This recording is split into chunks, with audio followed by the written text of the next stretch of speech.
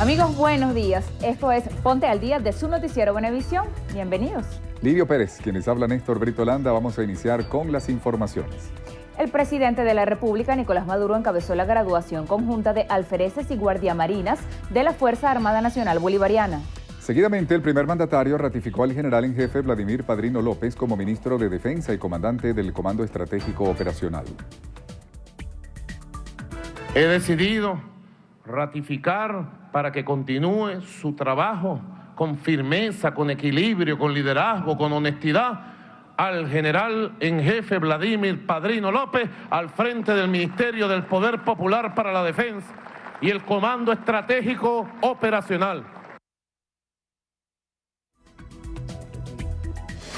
La Conferencia Episcopal Venezolana cree que un gobierno incapaz de proveer alimentos y medicinas al pueblo no tiene moral para convocar a un diálogo. Entonces, que una nueva edición del Caracazo se realiza por capítulo.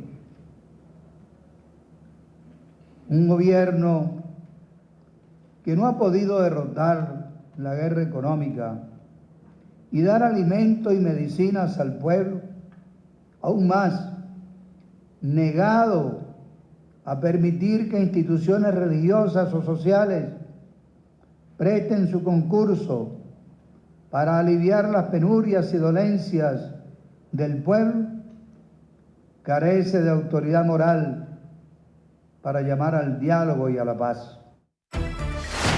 La presidenta del CNE, Tibisay Lucena, rechazó los presuntos insultos y descréditos del que asegura ha sido víctima por parte de dirigentes políticos. Desconociendo sin ninguna vergüenza sus deberes y responsabilidades, pretendan convertir la política nacional por vía de una estrategia para la devastación de las distintas instituciones del Estado en el lodazal de un estrépito verbal que denota, cuando menos, un profundo desprecio por el ser humano y más aún por las formas mínimas de la política.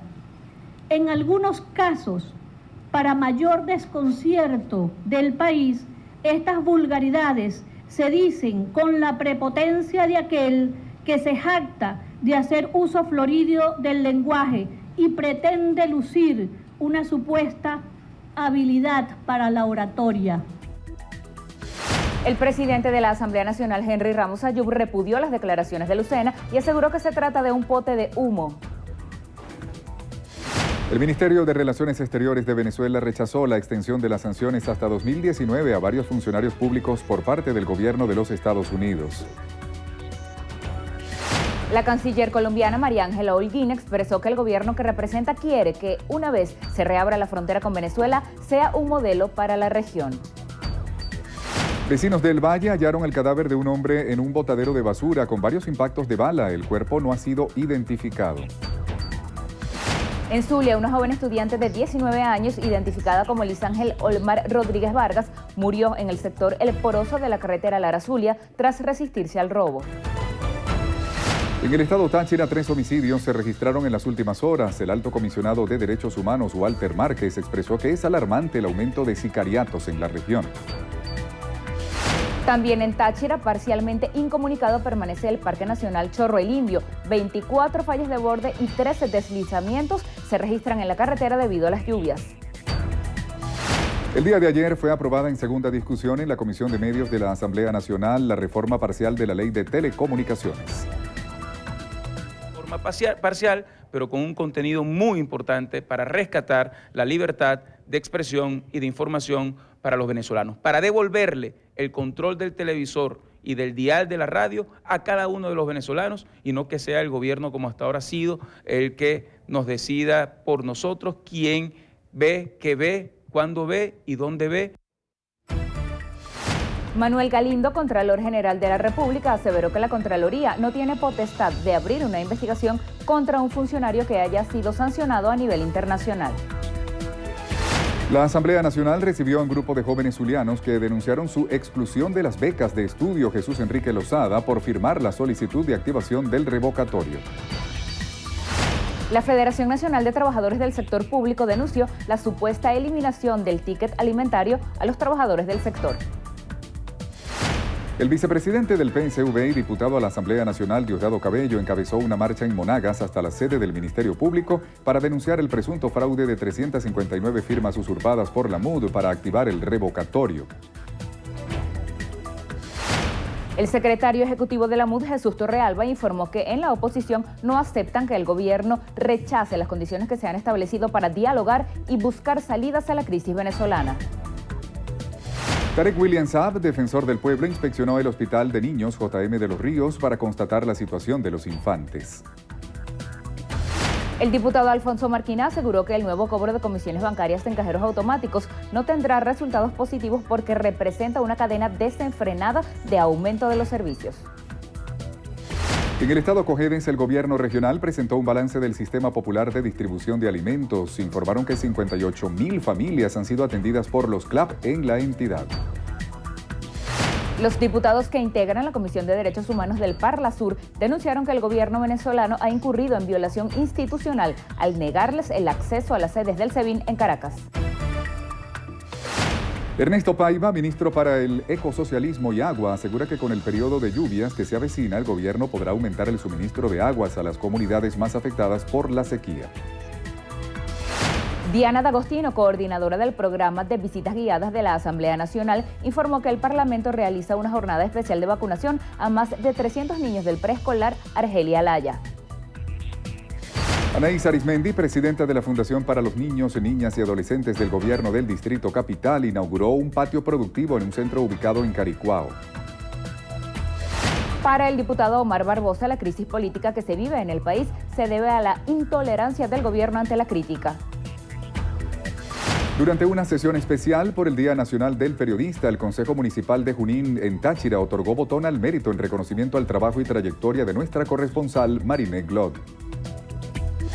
El periodista Isaac Lee fue ascendido a director ejecutivo de Noticias, Entretenimiento y Digital de Univisión, un cargo totalmente nuevo en Univisión, principal cadena de televisión hispana en Estados Unidos. Y en los deportes, Francia venció 2-0 a Alemania y jugará la final de la Eurocopa contra Portugal. Hacemos una pausa. Al regreso, en entrevista a Venevisión nos acompaña, Giselle Cecín, montañista y multiatleta. Los esperamos.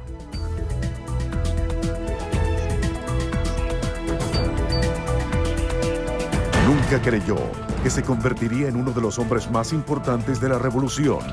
Bienvenido, gobernador, a la entrevista estelar. No va a haber referéndum ni este año ni el año que viene.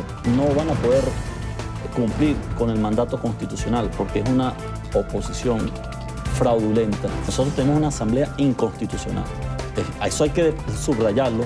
Tarek El Aizami, gobernador del estado Aragua, estará en entrevista estelar con Milagro Zambrano. Entrevista Venevisión, líder en opinión, por tu canal independiente, Venevisión. Amigos, bienvenidos a Entrevista Venevisión. Les saluda Tony Chitadino. En esta ocasión tenemos una entrevista bastante especial. Nos visita una buena amiga de la casa, Giselle Cecín. Bienvenida, Giselle. Gracias, Tony, por la invitación, por estar aquí, poder compartir con todos ustedes lo que fue mi experiencia en el Denali. Bueno, Giselle, la primera mujer venezolana en estar en esa montaña, la más alta de Norteamérica. Cuéntanos un poco cómo fue esa experiencia y qué significó tener ahora ese título de la primera mujer venezolana en estar en lo más alto. Mira, el título, la verdad, no es algo que me importa mucho, no me quita el sueño decir que fui la primera en algo, me quita más el sueño haber trabajado durísimo por estar ahí y haberlo logrado y haber tenido la oportunidad pues, de poner la bandera de mi país allá arriba y pues poderlo compartir. Fue un reto bien duro, fue más de un año de entrenamiento, de muchos sacrificios físicos, mentales, de tiempo con la familia, para estar ahí y bueno, ya en sí el reto pues fue bien exigente, pero feliz de poder haberlo logrado. Giselle, ¿cómo fue esa preparación para llegar hasta allá? ¿Cuál fue la motivación para escalar esa montaña? Mira, la motivación pues todo empieza como con querer hacer un reto personal, decir, mira, pues la montaña está ahí, la puedo subir, entrenar para eso, lograrlo. Luego te empiezas a dar cuenta que en el camino de repente tus amigos, tu familia se empiezan como que un poquito como a emocionar contigo y tú dices, oye, esto es algo que puedo compartir, ¿no? Que puedo regalárselos a ellos. Hay una montañista mexicana famosa que dice que el éxito que se comparte se multiplica, entonces ha sido parte de poder tratar de regalarle a mi país una alegría en momentos en los cuales los necesita. Claro, ¿y cómo fue ese momento en el que llegaste a la base de la montaña y comenzaste a escalar? ¿Qué te fue pasando por la mente? Bueno, el primer momento, tú para llegar al campamento base de Denali tienes que volar en uno de estos avioncitos pequeños que aterrizan en un glaciar. Cuando voy volando y de repente se abre el cielo y yo veo ese monstruo, fue impresión total. O sea, es una dosis de humildad, de miedo, de alegría, de admiración, de emoción. Tantas emociones que te pasan en un segundo al ver algo tan grande y tú dices, voy a poder. Empiezan las dudas, empieza como que esa lucha mental que muchas veces es más fuerte que la lucha física. Claro, en ese aspecto es importante tener la concentración y la tranquilidad mental y espiritual para poder ascender, ¿no? Sí, necesitas estar muy concentrada porque no solo te juegas tu vida, te juegas la vida de tus compañeros.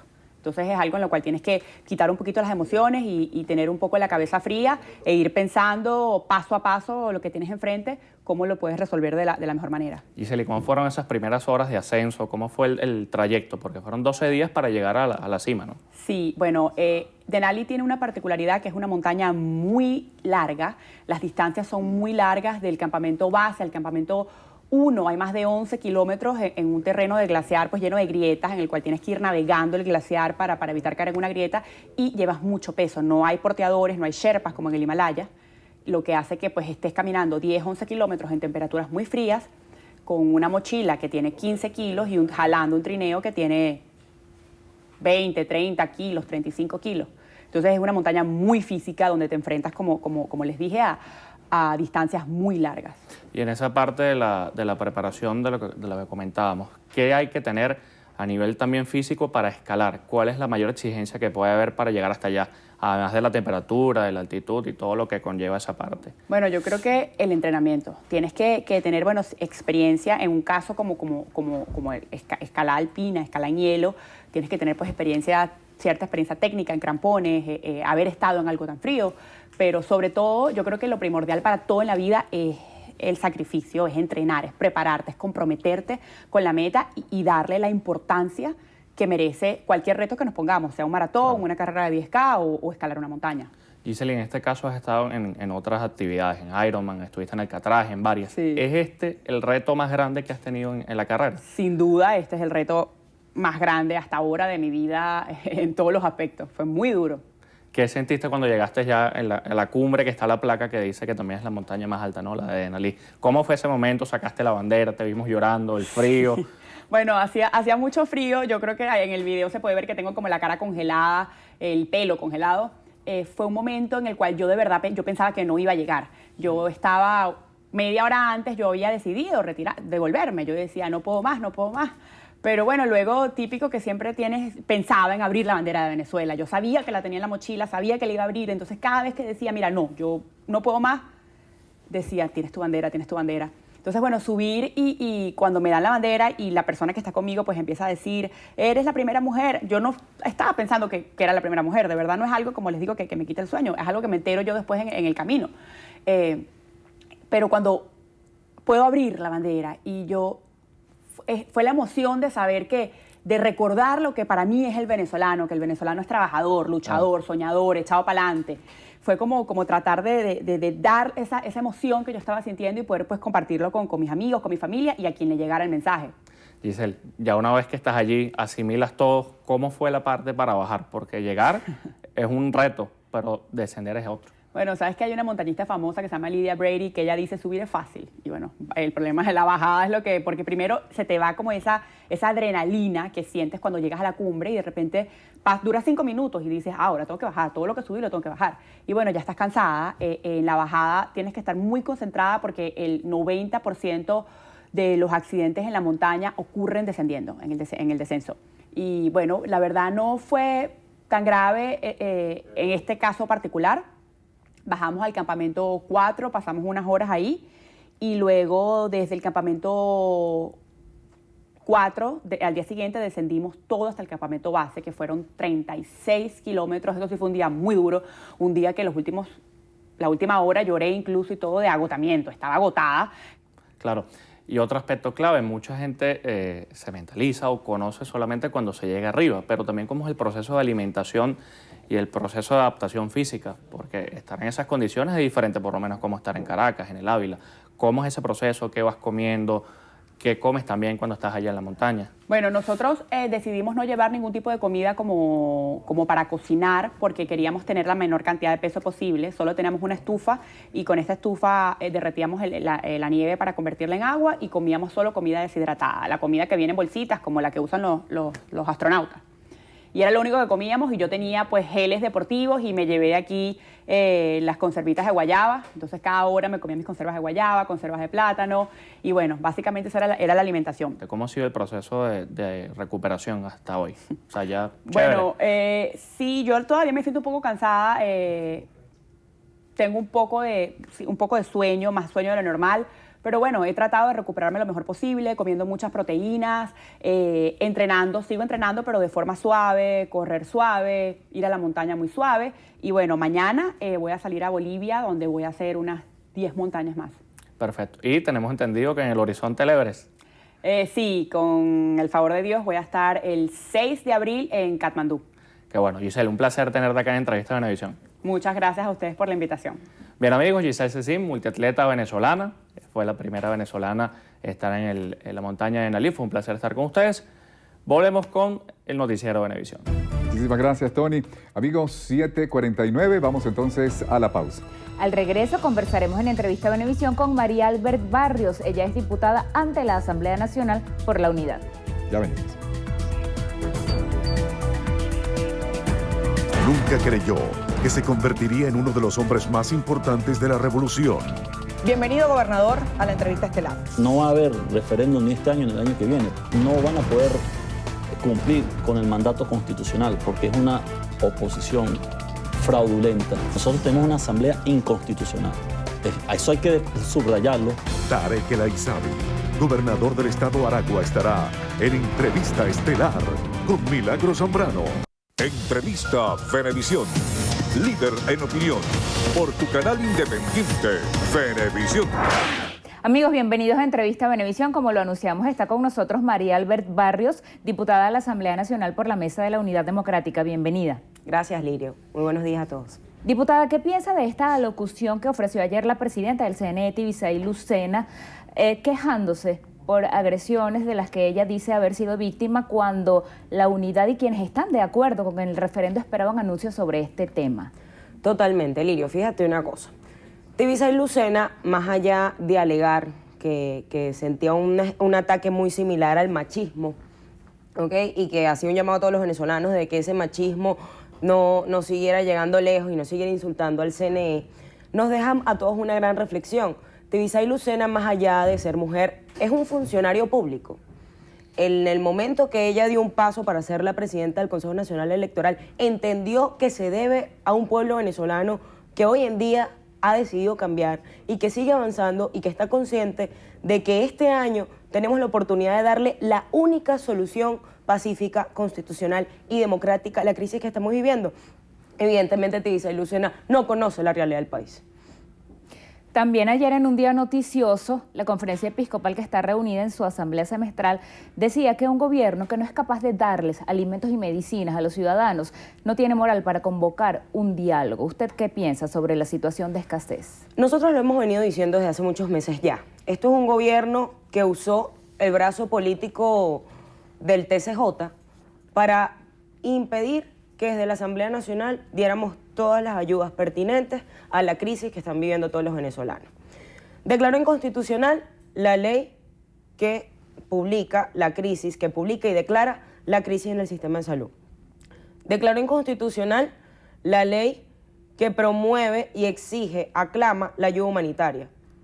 Y intentó declarar inconstitucional una ley para el bono de alimentación y salud para jubilados y pensionados. Después cambió la tortilla, dice, vamos a llevar la ley, pero no contamos para poder financiar lo que nuestros abuelos y nuestros grupos más vulnerados necesitan, como un bono de alimentación y salud, en un país donde la gran crisis es el hambre y la escasez de medicinas que todos tenemos. Evidentemente es un gobierno que no sabe lo que vive el país, es un gobierno que no recorre las calles, es un gobierno que desde hace mucho no va a los barrios y no mide el nivel de hambre que están pasando nuestros venezolanos, nuestros caraqueños. Es un gobierno que sencillamente decidió ponerse en una pantalla de televisión y hablar de un país muy ajeno a lo que los venezolanos hoy en día estamos viviendo. Como integrante del Parlamento, electa por voto popular, además la diputada más joven femenina de la Asamblea, ¿qué piensa sobre esa posibilidad de que sea disuelta la Asamblea Nacional? En ese momento el gobierno habría pateado ya la Constitución. Ya desde hace unos días viene saliéndose del marco constitucional democrático y pacífico, el mismo marco que nosotros hemos venido llevando como bandera a través del referéndum revocatorio. Pues el gobierno lo que ha hecho es patear la voluntad de un pueblo que desde el 6 de diciembre decidió cambiar. Un pueblo que unido sabe que es invencible y que su mayor voluntad está en darle esa solución constitucional y pacífica a la crisis. ¿Por qué atacar la Asamblea? ¿Por qué atacar la expresión de millones de venezolanos que el pasado 6 de diciembre votaron por un cambio, para abrirle las puertas a la construcción de un país cuyo futuro te permitiera comer bien, dormir tranquilo, que el sueldo te alcanzara, donde la madre no tuviese que tener la angustia de que su hijo no lo hayan robado en el camino de regreso del colegio a la casa, del regreso de la universidad a la casa, que hoy en día ahora se le suma la angustia de si el muchacho comió 3 veces o 2 veces al día? Ese es un gobierno que no siente ni padece los problemas del pueblo, y lo peor de todo, no le importa. No le importa. Atacar una Asamblea Nacional donde hay 112 voces que representamos desde los sectores más vulnerados, sectores populares, sectores de la clase media, representamos las voces del pueblo venezolano, es atacar precisamente a este mismo pueblo. Y por eso el referéndum revocatorio es la solución a la crisis. Es la solución constitucional, pacífica y democrática que le dice a ese gobierno: hay un pueblo que decide quién preside y quién no el gobierno de este país. Diputada, en balance parlamentario, ¿en qué estatus está la Ley Orgánica de Telecomunicaciones y qué supondría una reforma de esta ley? Bueno, el día de ayer precisamente en la Comisión del Poder Popular y Medios de Comunicación aprobamos lo que sería la segunda discusión a introducir la próxima semana sobre la Ley de Telecomunicaciones. ¿Qué es lo más importante de esta ley? Que a través de ella nosotros le devolvemos a los venezolanos el derecho a estar informados. Le devolvemos a los medios de comunicación la oportunidad de expresar libremente, de informar libremente. Le ponemos un parado al gobierno y le decimos: deja de meter la mano en un órgano rector y regente de lo que son los medios de comunicación, como es hoy en día Conatel, cuyo consejo directivo está designado por Nicolás Maduro. Nosotros abogamos porque el Conatel del día de mañana, luego de esta ley, que sea un Consejo Nacional Directivo para las telecomunicaciones, esté integrado por colegiados, por organizaciones no gubernamentales, donde la Asamblea Nacional, junto a los gremios de los medios de comunicación, puedan designar este consejo que va a regir las normas y va a procurar que la información que transmitan los medios de comunicación sea veraz, oportuna y sobre todas las cosas que llene la necesidad del pueblo venezolano, que hoy en día, frente a las colas, frente a la grande crisis que estamos viviendo, frente a una falta de medicina, frente a la inseguridad y el hambre que no se sabe cuál está encima del otro. Porque la violencia no ha parado, como decían la semana pasada en el foro de CESAP, junto a la Fundación Begoa y Psicólogos Sin Fronteras. La violencia no ha bajado, el hambre la ha superado, pues los venezolanos necesitan estar informados y también necesitan expresarse. Y son precisamente los medios de comunicación los que les permiten esa oportunidad, esa ventana a la vida y al cambio que están esperando.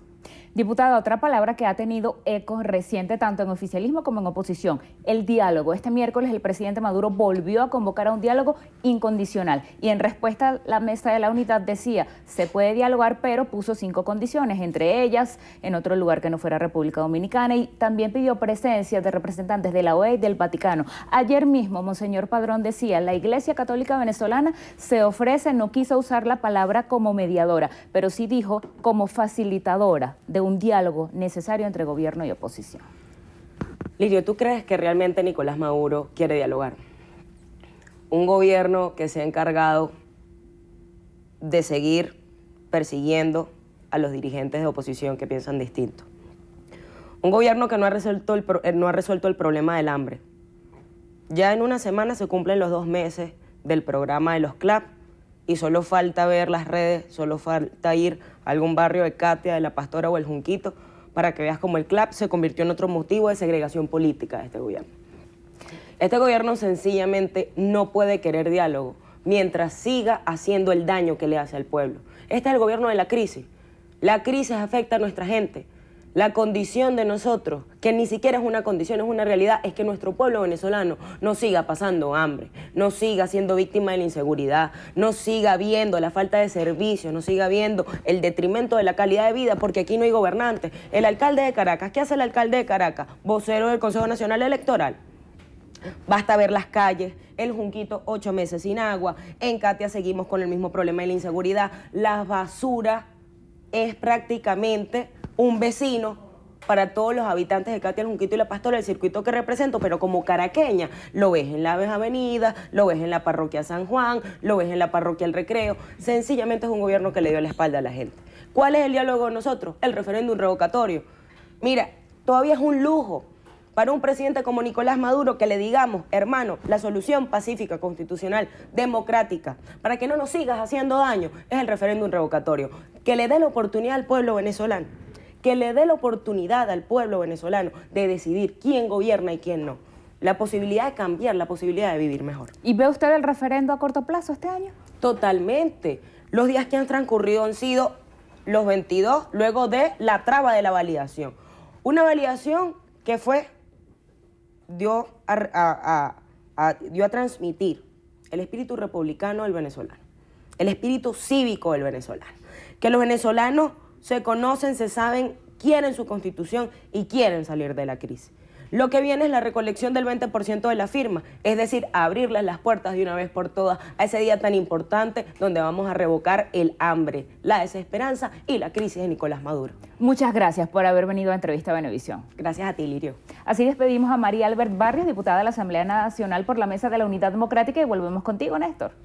Muchísimas gracias, Lirio. Amigos, y antes de despedir la presente emisión, tenemos más información. 5 policías murieron y otros 7 resultaron heridos durante un tiroteo registrado en una manifestación en Dallas, Texas, en rechazo a la violencia policial contra afrodescendientes.